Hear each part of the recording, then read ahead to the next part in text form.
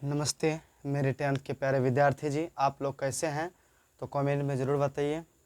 उम्मीद है कि आप लोग अच्छे होंगे। इससे पहले हम मैथ का क्लास करवाए थे और इसका अध्याय 1 का श्रम विभाजन जाति प्रथा का को हम पढ़ा दिए थे। उसके बाद आज हम क्वेश्चन आंसर कराने जा रहे हैं। आज क्वेश्चन आंसर करा करके उसके बाद इसका ऑब्जेक्टिव ले लेंगे। जैसे ही पढ़ाते जाएंगे उसका फिर सबका ऑब्जेक्टिव लेते जाएंगे, सबका क्वेश्चन आंसर करवाते जाएंगे तो आप लोग को सॉल्यूट होगा, याद करने में ठीक रहेगा और आप लोग को क्या क्वेश्चन बन पाएगा। तो सबसे पहले आप लोग को ज्ञान गंगा ऑनलाइन क्लासेस पर आने के लिए धन्यवाद। और वीडियो के अंत में ज़रूर कमेंट कीजिए क्लास कैसा लगा। और थोड़ा आज लाइट की वजह से थोड़ा आज वीडियो में थोड़ी दिक्कत आ रही है। चलिए, इसके लिए कोई दिक्कत, फिर भी हम आप लोग की क्लास ले रहे हैं। देखिए कितना मेहनत कर रहे हैं, क्या कीजिएगा। अगर क्लास आज नहीं लेते तो फिर आप लोग की क्लास छूट जाता, इसलिए हम क्लास ले रहे हैं। तो अध्याय 1 का था, निबंध था, क्या था? अध्याय 1 का नाम था श्रम विभाजन एवं जाति प्रथा। क्या था? श्रम विभाजन जाति प्रथा। इसका लेखक कौन है? डॉक्टर भीमराव अंबेडकर। इसका लेखक कौन है? डॉक्टर भीमराव अंबेडकर। इसका लेखक कौन है? याद कीजिए आप लोग। इसका लेखक कौन है? डॉक्टर भीमराव अंबेडकर। किसका लेखक है? श्रम विभाजन और जाति प्रथा का लेखक कौन है? डॉक्टर भीमराव अंबेडकर। इसका जन्म कब हुआ? 14 अप्रैल 1891 ईस्वी में। जन्म कब हुआ? 14 अप्रैल 1891 ईस्वी में। कहाँ हुआ था? मध्य प्रदेश के महू में। मध्य प्रदेश के महू में। और मृत्यु कब हो गई? 6 दिसंबर 1956 ईस्वी में। कहाँ में हो गई? दिल्ली में हो गई थी। जन्म कब हुआ था इसका?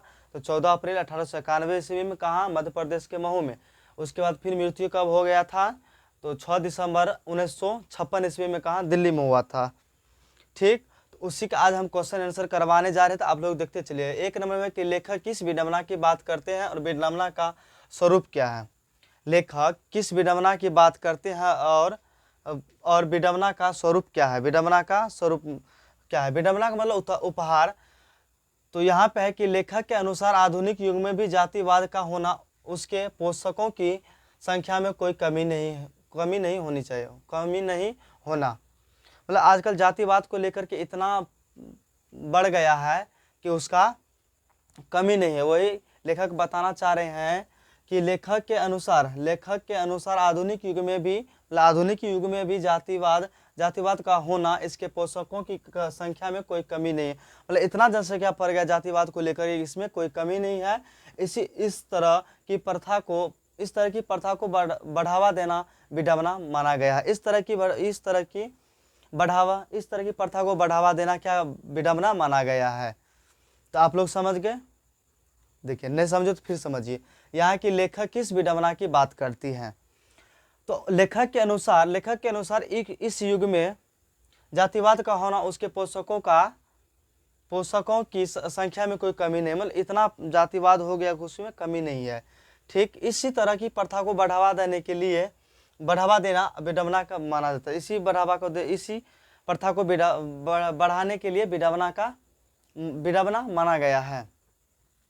उसके बाद 2 नंबर का क्वेश्चन है कि जातिवाद के पोषक उसके पक्ष में क्या तर्क देती है? ठीक, तो जातिवाद के पोषक उसके पक्ष में तर्क देते हैं कि आधुनिक सभ्य समाज कार्यकुशलता के लिए श्रम विभाजन को आवश्यक मानता है। जातिवाद के पोषकों के पक्ष में तर्क देने के आधुनिक सभ्य समाज कार्यकुशल करने के लिए श्रम विभाजन को आवश्यक माना गया है। श्रम विभाजन को आवश्यक मानता है। और यह जाति प्रथा भी इसी श्रम विभाजन का दूसरा रूप है। और इसी का दूसरा रूप, श्रम विभाजन का दूसरा रूप क्या है? जाति प्रथा का दूसरा रूप क्या है? श्रम विभाजन है। फिर उसके बाद है कि जाति भारतीय समाज में क्या है? जाति भारतीय समाज में श्रम विभाजन का स्वाभाविक रूप क्यों नहीं कही जा सकी? तो उत्तर में है कि भारतीय समाज में व्याप्त जाति व्यवस्था को श्रम विभाजन का स्वाभाविक रूप नहीं कहा जा सकता, क्योंकि यह व्यवस्था मनुष्य की रुचि पर आधारित नहीं होती है। मनुष्य के मन लायक के काम नहीं होता है, इसीलिए रुचि पर आधारित नहीं है। जाति व्यवस्था में कोई मनुष्य जाति व्यवस्था में मनुष्य की निजी क्षमता का विचार किए बिना ही उसका व्यवसाय निर्धारित कर दिया जाता है। मतलब उसे बिना पूछे बिना ही क्या कर दिया, उसका व्यवसाय बांट दिया जाता है कि ये काम करेगा, ये काम करेगा, ये करेगा, उसका ये काम है, ये काम को यही कर सकता है। ठीक, तो आप लोग समझ गए, तो 3 नंबर का भी समझ गए आप लोग। तो फिर देखिए अगला क्वेश्चन क्या है।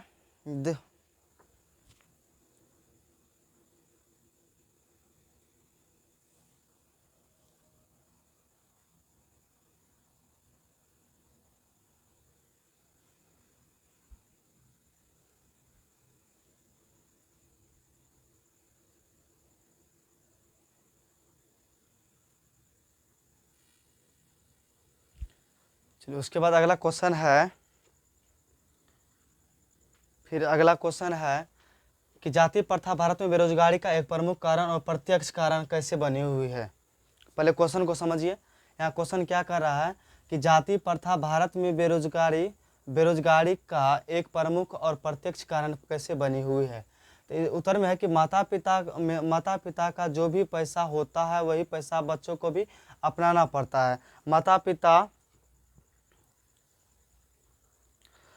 पिता इसका मतलब ये हुआ कि माता पिता का जो भी पैसा होता है वही पैसा बच्चों को भी अपनाना पड़ता है। मतलब माता पिता जो काम करके गए हैं और उसके बच्चे को भी वही काम करना पड़ता है, अपनाना पड़ता है, भले ही वह पैसे के अनुपयुक्त होने के कारण उसे भूखे मरना पड़े। भले वो पैसे का अनुपयोग मतलब उपयोग में पैसा न आए, भले वो काम काज उपयोग में न रहे, कुछ हो न हो, उसका कोई वैल्यू न है, अनुपयुक्त होने के कारण भले वह भूखा रहे, मर जाए, उसको कुछ लेना देना ना। ऐसी स्थिति में मनुष्य को कभी भी अपना पैसा बदलने की जरूरत पड़ सकती है। इसमें मनुष्य को कभी भी अपना पैसा बदलने की जरूरत हो सकती है। क्या क्वेश्चन आप लोग समझ गए? नहीं समझे तो फिर से समझिए। देखिए जाति प्रथा भारत में बेरोजगारी का एक प्रमुख और प्रत्यक्ष कारण कैसी बनी हुई है। तो इसका आंसर है कि जब माता पिता का जो भी पैसा होता था वह बच्चों को भी अपनाना पड़ता था।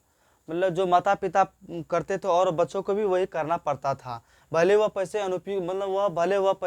उपयुक्त में ना हो, अनुपयुक्त हो जाए, काम का ना हो, होने के कारण उससे भले वह भूखे मर जाए। ऐसी स्थिति में मनुष्य को कभी भी अपना पैसा बदलने की जरूरत पड़ सकती है, फिर है 5वां क्वेश्चन है कि लेखक आज के उद्योगों में गरीबी और उत्पीड़न से भी बड़ी समस्या किसे मानते हैं। लेखक आज के उद्योगों में गरीबी और उत्पीड़न से भी बड़ी समस्या किसे मानते हैं।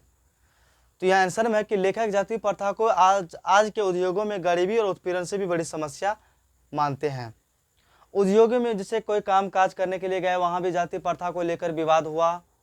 कहीं कोई गया तो वहाँ भेदभाव होने लगता है, चाहे कोई उद्योग हो, चाहे कोई कारखाना हो, चाहे कोई जगह हो, चाहे कोई मजदूर कहीं भी काम करने, चाहे खेत हो, कहीं भी हो, कहीं भी जाता था तो उसमें जाति के आधार पर भेदभाव किया जाता था। तो वही लिखा है कि लेखक जाति प्रथा को आज के उद्योगों में गरीबी और उत्पीड़न से भी बड़ी समस्या मानते हैं। ठीक, उसके बाद इसका मुख्य कारण यह है कि इस प्रथा में व्यक्ति की स्वयं की रुचि तथा कुशल की पूर्णतया अपेक्षा की जाती है। कुशल मतलब इसके मन के अनुसार काम नहीं करने के लिए दिया जाता है, इसको अपने काम से वंचित कर दिया जाता है। इसके किसके आधार पर? जाति प्रथा के आधार पर इसे वंचित कर दिया जाता है। उसके बाद फिर है कि सच्चे लोकतंत्र की स्थापना के लिए लेखक ने किन विशेषताओं को आवश्यक माना। सच्चे लोकतंत्र की स्थापना के लिए मतलब जो सच्चा लोकतंत्र होता है लेकिन लेखक ने किन विशेषताओं को आवश्यक माना है। तो सच्चे लोकतंत्र की स्थापना के लिए लेखक भीमराव अंबेडकर ने स्वतंत्रता मतलब आज़ादी और बंधुत्व और समता पर आधारित समाज को आवश्यक माना है। मतलब सब एकजुट मिल करके एक भाई, जैसे दूध और पानी का मिश्रण होता है उसी तरह एक जैसा भाई मिलकर रहना चाहिए, कंधे से कंधे मिलाकर चलना चाहिए और एक दूसरे को सलाह देना चाहिए, मशवरा देना चाहिए कि ये काम करना है, एक दूसरे का साथ देना है। वही बताया गया है कि लोकतंत्र स्वतंत्रता होनी चाहिए, बंधुत्व और समता मतलब एक जैसे पर आधारित एक जैसे रहना चाहिए आधारित समाज को आवश्यक मानता है। इसी के आधारित पर समाज को आवश्यक मानता है। देखिए क्या है, लोकतंत्र है। लोकतंत्र मतलब आज़ादी है, मतलब सबको आज़ादी दिया गया है कि अपना अपना जो कुशल कार्य हो अपना। इससे पहले भी जाति प्रथा को लेकर के बहुत विवाद हुआ था। आज आजकल जाति प्रथा को लेकर बहुत कम है। ठीक, इसीलिए डॉक्टर भीमराव अंबेडकर ने कहानी लिखी, कविता लिखी है, निबंध लिखे हैं। क्या आप लोग समझ गए? फिर से समझिए। देखिए 4 में बोल रहा है कि जाति प्रथा भारत में बेरोजगारी का एक प्रमुख और प्रत्यक्ष कारण कैसे बनी हुई है। तो माता पिता का जो भी पैसा होता था वही पैसा में बच्चे को भी क्या करता था, बांध दिया जाता था कि तुम यही काम करेगा और तुम इस काम के सिवा कुछ काम अल्लाह दूसरा नहीं कर सकता था, दूसरा नहीं कर सकता। फिर 5 का है कि लेखक आज के उद्योगों में गरीबी और उत्पीड़न से भी बड़ी समस्या किसे मानते हैं। तो लेखक आज उद्योगों और क्या है, उद्योगों में गरीबी और उत्पीड़न से बड़ी समस्या जाति प्रथा को लेकर के मानते हैं, क्योंकि भेदभाव वहाँ किया जाता है जाति प्रथा को लेकर के। किसी को काम नहीं करने दिया जाता, किसी को कुछ नहीं करने दिया जाता, तो वहाँ जाति प्रथा का भी भेदभाव किया जाता है। उसके बाद है कि सच्चे लोकतंत्र की स्थापना के लिए लेखक ने किन विशेषताओं को आवश्यक मान, मतलब सच्चे लोकतंत्र के लिए किन किन बातों को या किन किन चीज़ों पर क्या होना चाहिए, विशेषता होना चाहिए। तो यहाँ है कि सच्चे लोकतंत्र की स्थापना के लिए लेखक भीमराव अम्बेडकर ने स्वतंत्रता, बंधुत्व और समता पर आधारित समाज को आवश्यक मानता है। आप लोग, आई होप कि आप लोग समझ गए होंगे। तो उसके बाद अब कितना नंबर का हो जाएगा, 7 नंबर का हो जाएगा। 8 क्वेश्चन है, इसमें 8 क्वेश्चन करवा देंगे। उसके बाद फिर 7 नंबर का क्वेश्चन है, तो आप लोग समझते चलिए और देखते चलिए। कहीं अगर दिक्कत हो रहा है तो कमेंट कीजिए। देखिए फिर है अगला 7 नंबर का क्वेश्चन। क्या है, लेखक ने पाठ में, ये क्या कर रहा है, लेखक ने पाठ में किन प्रमुख पहलुओं से जाति प्रथा को एक ही हानिकारक प्रथा के रूप में दिखाया है। ठीक, क्वेश्चन समझ गए? नहीं समझ फिर से समझिए। लेखक ने पाठ में किन प्रमुख पहलुओं से जाति प्रथा को एक ही हानिकारक प्रथा के रूप में दिखाया है। जाति प्रथा में श्रम विभाजन मनुष्य के स्वयं की इच्छा पर निर्भर नहीं रहता। इस व्यवस्था में मानवीय कार्यकुशल की कोई वृद्धि नहीं हो पाती। इसमें मनुष्य को दुर्भावनाग्रस्त होकर टालू कार्य करने को विवश होना पड़ता है। क्वेश्चन समझिए, लेखक ने पाठ में किन प्रमुख पहलुओं से भी जाति प्रथा के हानिकारक प्रथा के रूप में दिखाया है। तो जाति प्रथा में श्रम विभाजन पर मनुष्य की स्वयं की इच्छा पर निर्भर नहीं रहती है, मतलब मनुष्य की स्वयं पर श्रम मतलब कार्य जो होता है वो मनुष्य के इच्छा पर निर्भर नहीं रहती है। उसको इच्छानुसार काम नहीं दिया जाता है और उसे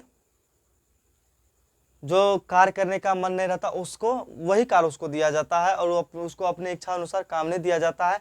यही बात इसमें बताया गया है कि जाति प्रथा में श्रम विभाजन मनुष्य की स्वयं की इच्छा पर निर्भर नहीं रहती है। ठीक, सही बात है कि निर्भर नहीं रहती है। इस व्यवस्था में मानवीय कार्य कुशल की कोई वृद्धि नहीं हो पाती है। देखिए अगर कोई कार्य में मन लगेगा उसके बाद ही उसमें वृद्धि कर पाएगा वो, या वो जिसको काम करने का मन लगता है, तो देखिए अगर जिसको जो काम करने में मन लग जाएगा वो नहीं देखता है कुछ। अगर कोई ईटा उठा रहा है उसको उसमें मन लग गया उसको पता नहीं चलेगा कब क्या हो गया। ठीक, लेकिन कार्य में मन लगना चाहिए। और किसी के दबाव में आप काम कर रहे हैं तो काम नहीं होता है, तो उसमें दबाव में कर रहे हैं उसको उसमें अपना मन लगा कर नहीं कर रहे हैं, तो वही बात है वृद्धि नहीं कर पाते। इसमें मनुष्य को दुर्भावनाग्रस्त होकर टालू कार्य करने की विवश होना पड़ता है। मतलब ये टालू काम करने का आदत हो जाता है, विवश हो जाता है कि ये काम नहीं करना है, दुर्भावनाग्रस्त होकर टालू काम करने का क्या हो जाता है, आदत हो जाता है, टालू काम करने का आदत हो जाता है। ठीक, मतलब उसको इच्छानुसार कार्य नहीं दिया जाता है, इसमें यही बताया गया। फिर है अगला कि जातिवाद के पक्ष में दिए गए तर्कों पर लेखक की प्रमुख आपत्तियां क्या है। जातिवाद के पक्ष में दिए गए तर्कों पर लेखक की प्रमुख आपत्ति क्या है। तो जातिवाद के पक्ष में दिए गए तर्कों पर लेखक ने निम्न आपत्तियां व्यक्त करते हैं। कहता है कि जाति प्रथा में श्रम विभाजन के साथ साथ श्रमिक विभाजन का भी रूप धारण कर लिया। मतलब श्रम विभाजन के साथ साथ जाति प्रथा ने श्रम विभाजन के साथ साथ श्रमिक विभाजन मतलब मजदूर का भी विभाजन रूप से आधार ले लिया है। मतलब एक दूसरे के जाति में बांट दिया जाता है, उसको भी एक दूसरे के कास्ट में बांट दिया जाता है।